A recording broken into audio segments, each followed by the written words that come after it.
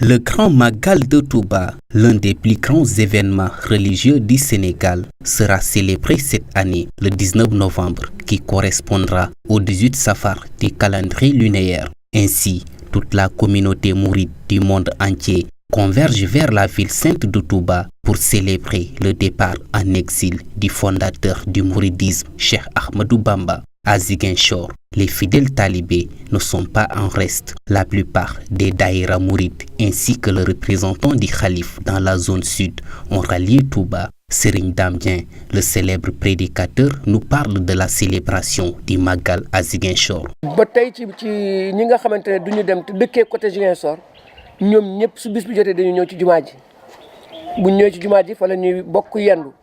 Tous les talibés mourides restés à Ziguinchor se donnent rendez-vous à la mosquée mouride. Ils vont y passer la journée. Il y aura à manger et à boire pour rendre grâce à Serigne Touba. Il est important que tout le monde sache que Serigne Touba a œuvré toute sa vie pour l'islam.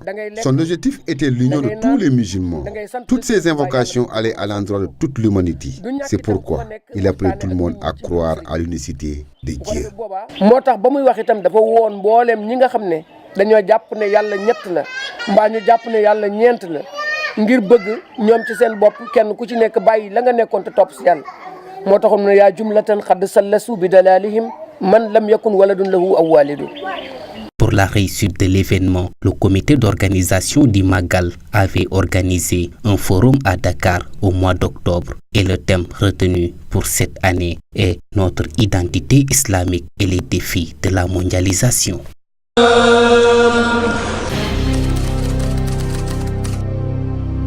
Cette révision concerne tout le monde.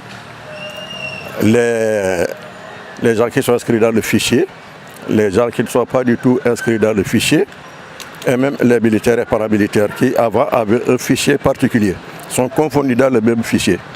Ils doivent s'inscrire. La nouvelle carte d'identité biométrique qui est prévue va être en même temps une carte d'électeur.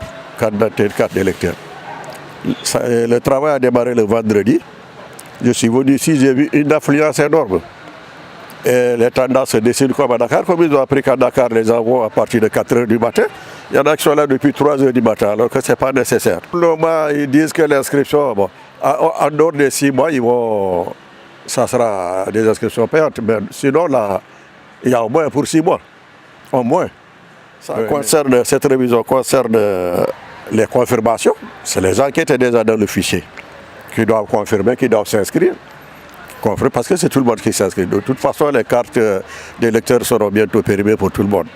Donc la confirmation, il y en a qui viennent aussi pour des modifications. Parce qu'il y a eu des erreurs ou quelqu'un qui veulent modifier. Ils veulent peut-être changer aussi de circonscription électorale aussi. Ça fait partie. Et vous avez maintenant les nouvelles inscriptions. Voilà, ce sont ces points-là qui sont prévus pour cette révision présente.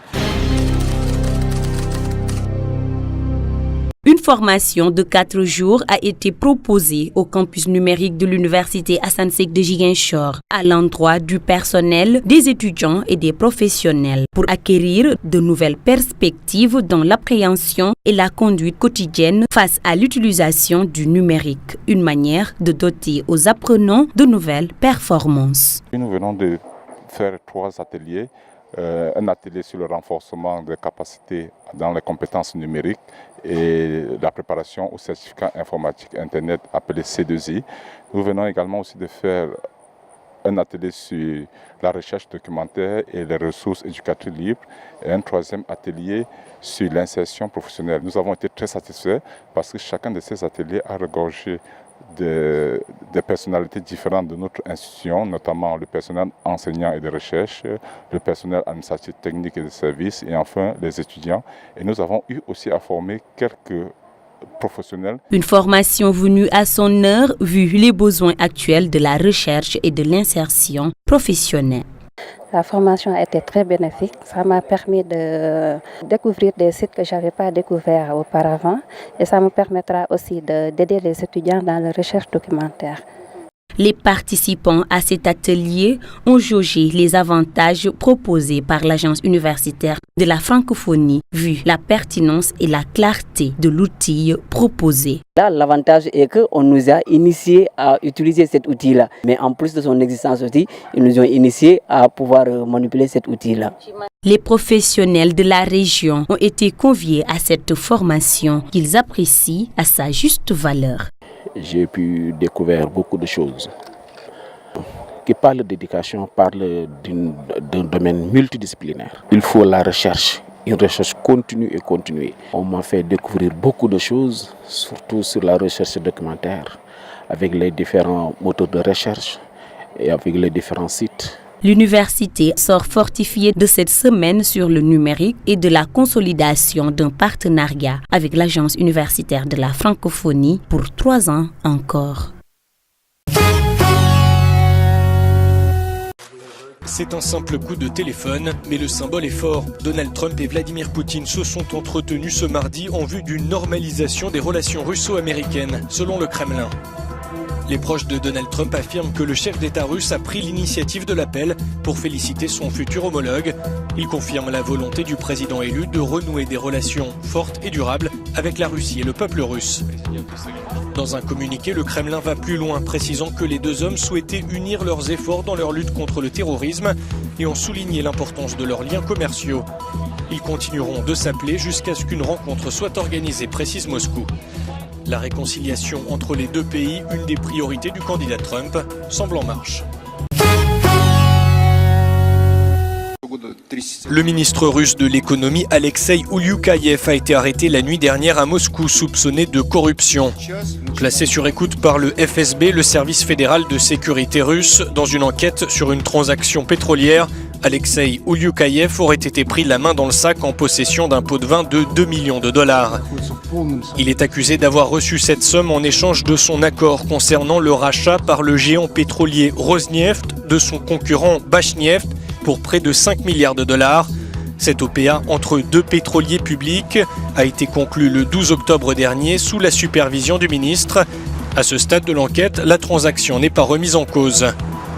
Selon le comité d'enquête, Alexei Oulioukaïev, nommé à l'économie en 2013, devrait être rapidement inculpé et risque entre 8 et 15 ans de prison.